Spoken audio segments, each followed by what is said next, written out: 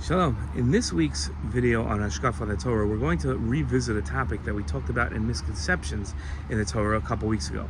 A few weeks ago, we discussed how people think that rabbis can do just about anything and can change any law. Where there's a will, there's a rabbinic way, people seem to say, and that's completely inaccurate.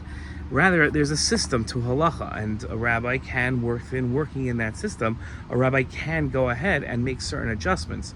But what adjustments can a rabbi make? What is a rabbi allowed to choose and not choose? And what about it as a collection, as a body? What can rabbis do and what can rabbis not do? So obviously, back in the times of the temple, when there was a Sanhedrin, a great Jewish court, so rabbis had more leeway of doing something because those rabbis were what are called the Ikar Torah Sheba'al Peh. They are, in essence, the living and breathing oral law, which has room, much greater room than, let's say, just a bunch of rabbis today or an individual rabbi today.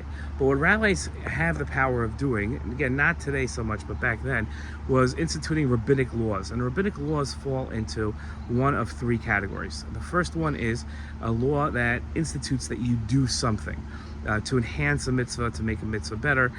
So for instance, having Kiddush on Shabbat lunch enhances one's Shabbat lunch. That's a rabbinic injunction. That's not a Torah law like making Kiddush on Friday night. But the second category is a gzera, decree, something that the rabbis say one cannot do.